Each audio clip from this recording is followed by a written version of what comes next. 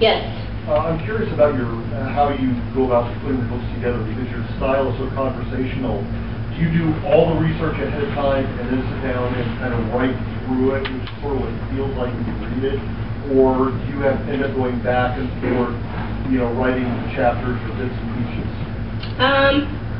Well, the question is about the research and the order of it. I do most of the research first, and like with this book, I just sat in my apartment, mainly reading sermons for about a year. And then, sometimes when I'm writing, then I'll have to do additional research if I have an idea or I need to look something up. But generally, I do all the reading first, and then do reading, and then if I need to go somewhere, then I do that, and then and I generally am doing research all along the way, depending on what idea I've had, or writing through something, I'll discover some, the Puritans, like you're writing about one sermon, and then it kind of, or like reading Winthrop's journal and writing about that, but then he'll mention, a court case, like one of the people he's banishing, say. And so then I'll go from his journal to the transcript of him banishing someone, that kind of thing. So it's not very, it's pretty basic. I do the reading and research, and then I'll go do traveling and if I need to, and then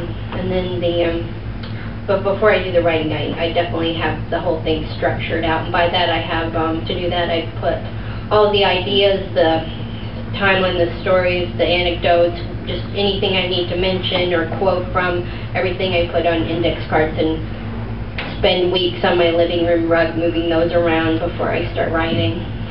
It's basically like an outline, but on the floor. How am I doing on time? Does anyone know what time it is? 1 o'clock. It's 1 o'clock. So I guess we can take 2 more questions. Does anyone, or any of the late people have any questions? You're going to have to basically pogo up and down for me to see your hand.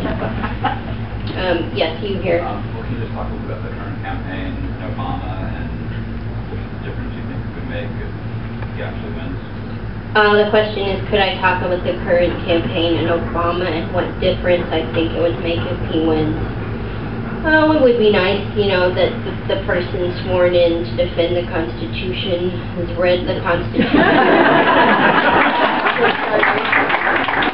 I don't know, I was on the radio earlier and some not Obama, a McCain supporter said, like, what has he done? Tell me something he's done. And I said, like, I really thought, his first bill in the Senate sponsoring, increasing the amount of Pell Grants as his first bill, I thought that was a very good sign, and I certainly wouldn't be here without Pell Grants, or I maybe would be here 10 years from now, because it would have taken me that much longer to finish college without them.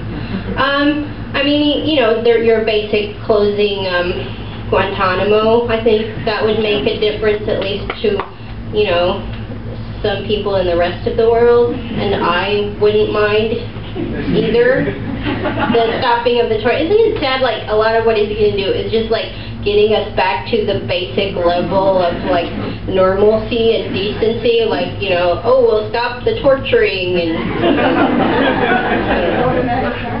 yeah, restore the Magna Carta. That's my campaign slogan. Okay, you're the last question. No pressure. It's not the most intelligent question, but... That's fine, I'm not the most awake person. I was really appalled by National Treasure 2. I was wondering... It's good that you saved your outrage for something.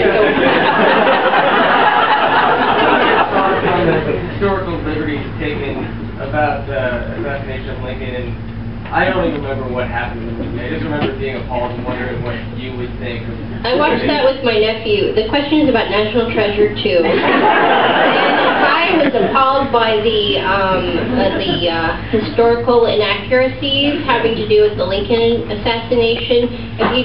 If you can't recall the movie, what happened was that the Nicolas Cage character, this other guy, accuses Nicolas Cage's great-great-grandfather of colluding with John Wilkes Booth.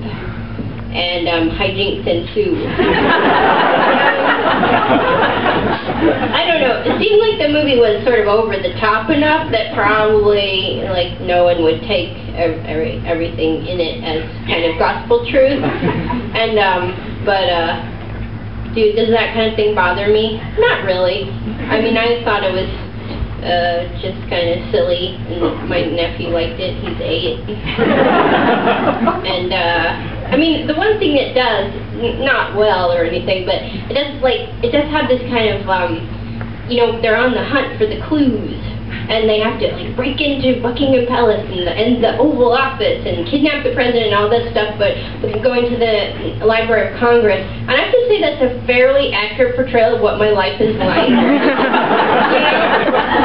And I'm not really even kidding. I mean, I don't have to break into, you know, buildings or anything, but there is like the sort of the spirit of discovery and aha, you know, it's just maybe not quite as I don't know, photogenic, what I do, but I remember I was having trouble, for example, with figuring out where to work the fact in that, so Winthrop and his shipmates are building Boston as this Puritan stronghold, as the most, you know, as the Protestant capital of the world, basically. And I had to somehow talk about and understand and fit into the book somehow how that city of Winthrop's became the Catholic capital of America, you know, and with the, you know, as I mentioned, the Puritans, all they do is bicker with each other, but the one thing they agree on is that Catholics are going to hell. And so I was like, how am I going to figure that out? And so that was something hanging over me the whole book, and I hadn't really gotten around to it.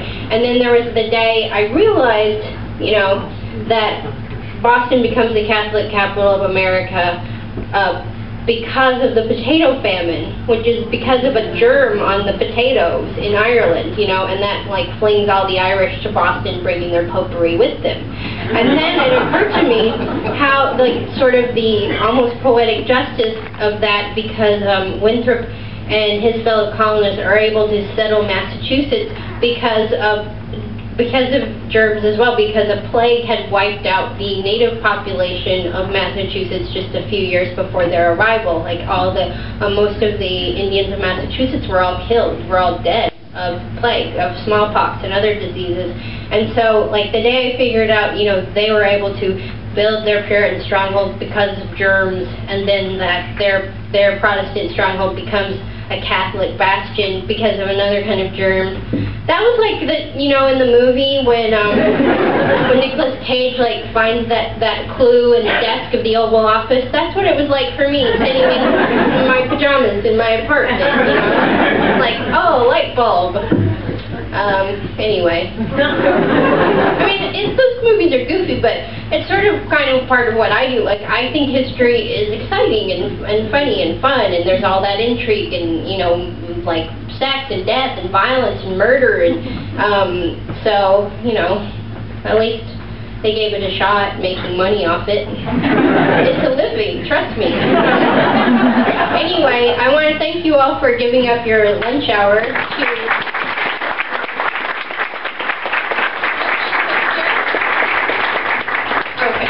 So I'll be here writing my name on things. Thank you again for coming.